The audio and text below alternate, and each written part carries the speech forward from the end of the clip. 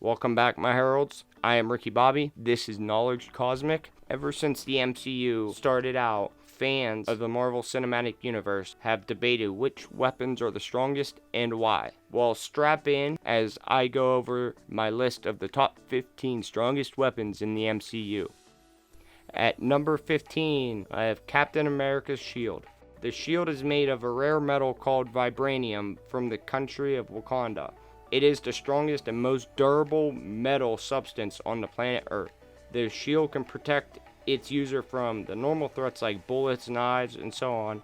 It is so durable that it took a direct hit from Thor wielding Mjolnir twice and received no damage. Ultron even said that it's a frisbee, the most versatile substance on the planet, and they used it to make a frisbee. And can help cause allies to redirect their attacks, as seen when helping redirect Iron Man's repulsor blast. At number 14, Black Panther's Panther Habit Suit. Like the previous entry, the suit is made up with a vibranium weave within the fabric. It is contained in a panther claw necklace that the Black Panther can wear anywhere to not draw attention to themselves. Upon command, the suit expands, covering the body similar to nanotech. The suit is bulletproof and can store enemy attacks as kinetic energy, which the user can redirect out to subdue enemies. At number 13, the Yaka Arrow. As the name suggests, the weapon is an arrow. It is very unique as it's controlled by the user with whistling. First seen in the Guardians of the Galaxy Volume 1, used to great effect by Yondu Udonta. For a person to use and control the arrow, the person must have a metal implant on their head that looks like a metal mohawk. The implant is connected to the cerebral cortex of the brain, which helps control the arrow. At number 12 are the 10 Rings. Initially found and used for over 1,000 years by the Mandarin in Shang-Chi, the Ten Rings organization is actually named after these weapons. Shang-Chi defeated his father in a fight at the climax of the movie, which he gave the last 5 rings to him before dying. The rings are giving off a signal to an unknown location or entity, which is awesome, but stinks trying to wait to see who it's sending it to. They act as a conduit of energy and can be controlled while the user is wearing or even from afar. At number 11 is Corvus Glaive's glaive.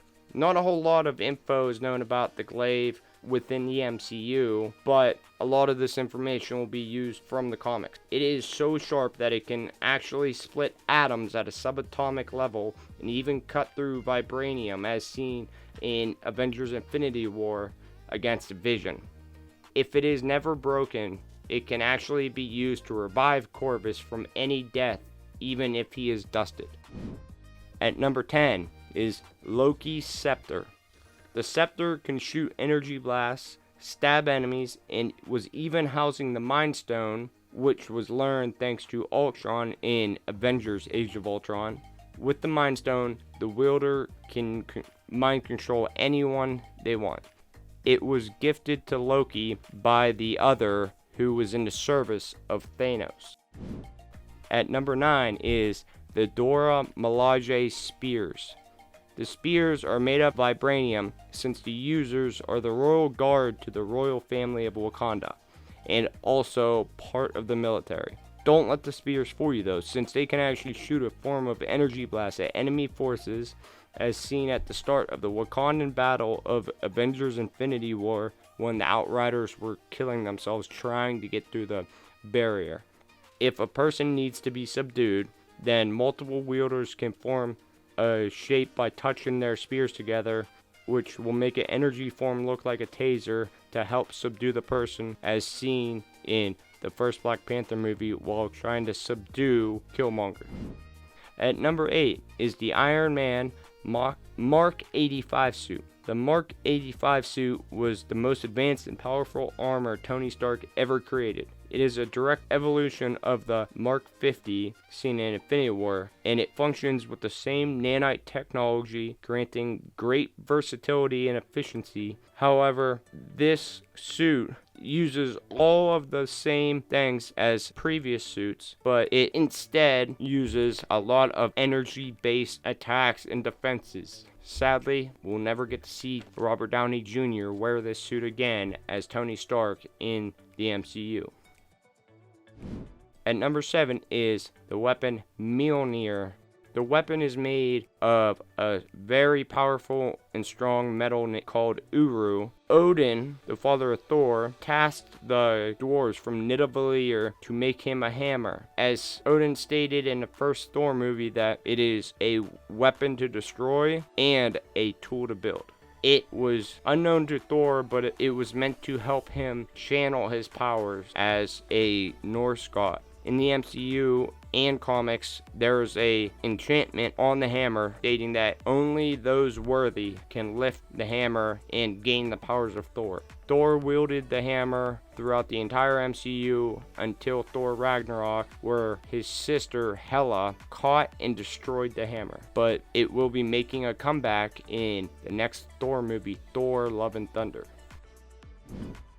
At number 6 is the Eye of Agamotto. It was acting as a container of the Time Stone, allows its wielder to use the Infinity Stone's power without having to physically touch it and risk being destroyed. The eye itself is usually closed and must be opened via sorcery in order to access the stone. Eldritch magic is shown to be one of the ways of tapping into the stone's power to harness it, and also to use the Eye of Agamotto in other ways without using the stone. At number 5 is Surtur's Twilight Sword. The Twilight Sword was a weapon of tremendous power and durability. Its primary feature was its ability to launch large streams of flame that could burn through most materials. At full strength, the Twilight Sword set the entirety of Asgard on fire and raised it to mere cinders when it was plunged deep into the core. In the comics, the Twilight Sword was created by Surtur, exploding the home galaxy of the Corbinites, intending to set the universe afire. As any comic reader knows, and especially Thor fans know, that the homeworld of the Corbinites has a strong hero known as Beta Ray Bill, which I'm hoping shows up in the future and in Thor 4. Now at number 4 is Gungnir. Every ruler of Asgard wielded this weapon, from King Bor to King Odin and Loki, and even Thor in Thor Ragnarok. Not only is Gungnir a enormously powerful weapon, but it is also just as much a symbol of power and authority. It can shoot powerful energy blasts from the user out to attack enemies. It is also made of the same Uru metal that was used to make Mjolnir and Stormbreaker in the MCU. The user, while using it, also has access to the very powerful Odin Force, which is now entered into Thor after Thor Ragnarok.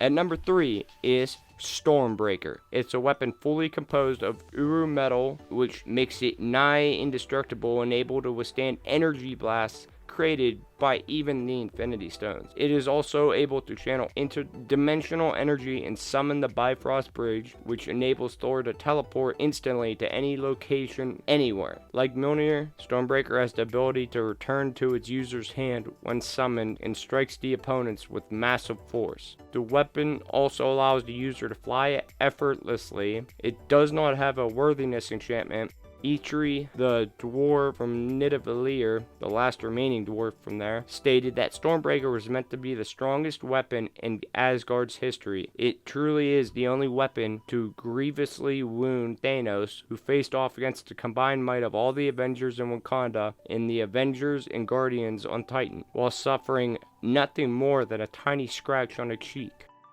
At number 2 are the Necro Sword, used by Hela. The Necro Swords were obsidian swords generated and handled by the Asgardian goddess of death, Hela, powered with the Necro energy that she transforms from the power she draws from Asgard. The Necro Swords are based an amalgamation of two different weapons from the comics, the Necro Sword and Hela's cursed sword that she was able to summon anytime, and the All Black, the first symbiote who manifested his form into a powerful sword with dark properties. All Black was created by Null and previously wielded by Gore the God Butcher, who we will see as the main villain in Thor: Love and Thunder. Both of those weapons can actually be used to slay gods across the cosmos, and All Black the Necro Sword was actually the weapon used by Null to cut off the head of the Celestial that is known as Nowhere. And at number 1 are the Infinity Stones and Gauntlet. The Infinity Stones were 6 immensely powerful gem-like objects tied to different aspects of the universe and was created by the Big Bang from 6 singularities. Each stone represents a different aspect of an essential aspect of the universe: time, mind, space, reality, power, and soul. Only beings of immense power can directly wield the stones, such as the Celestials and the Mad Titan Thanos. It is possible to place an Infinity Stone, or multiple, inside a container to allow the user to wield the stone's power without suffering the normal repercussions. Well, that's the end of the list, and I hope that everyone enjoyed it. Leave a comment if you believe there's a weapon that I did not include, and I will make a video about it in the future. Thanks for watching the video. Now hit the like button and subscribe to the channel to watch future awesome videos about the MCU.